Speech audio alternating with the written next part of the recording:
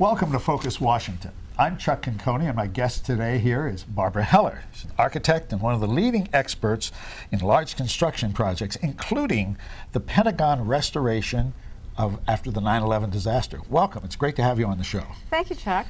There's a number of things. I mean, we have this $1 trillion stimulus package that President Obama is talking about, and a good part of it is going to be for major construction projects, infrastructure. How is that going to work? Do you think there's a way to make that work efficiently so that the money isn't wasted?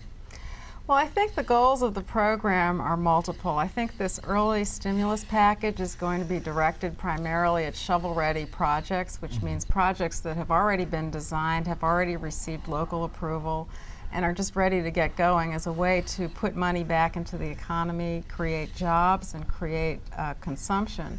But I think down the long term, it's going to be really important for the government to take a serious look at the types of infrastructure projects that need to be done and that will help facilitate growth in the future, because in reality, we've been neglecting our infrastructure, not just its maintenance and repair, but in planning for the future. You know, when I grew up, we had excess highway capacity and excess airport capacity, and now we don't. We're projected to gain an extra 100 million people in the next 30 years, and if we don't have the infrastructure in place to support them, it's going to have very negative effects for our economy regardless of this current crisis. So I think that focusing on infrastructure in a sense is a return to historic priorities for the government. Well, as an architect and someone who's worked in this area, how do you control this? I mean, these are major construction projects in a variety of areas. Well, it's very important to do proper planning and control and understand how you're going to measure your results and gain from these projects, and of course get the most for your money. You know, I think President Eisenhower approached the interstate highway projects with a military orientation. He was used to creating supply chain infrastructure for military troops, and he sort of took the same approach with the interstate highway. In fact, every 100 miles along the interstate highway, there is a 1 mile flat, straight strip because it is an emergency airstrip. Oh. Not very many people know that. I never knew that.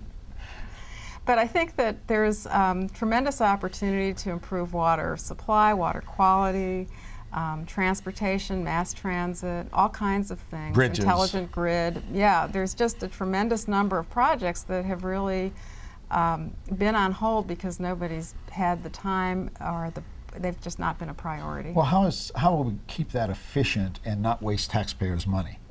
Well, I think one of the things the government has to do is craft a really strong leadership role for itself. And I think that there are precedents for that. I think that the Pentagon renovation is a really good example, because not only was the damaged wing rebuilt in 1 year under budget and on schedule, but the rest of the renovation is also under budget and on schedule because it had particularly effective leadership. It had excellent procurement. It used an incentive system for its contractors, and it demanded accountability. So I think that with the right leadership and the right organization, the government can be very successful. And then also the success of the government is one thing, but how do you, for example, have worked on a number of other major projects. I'd like you to talk about them a little bit.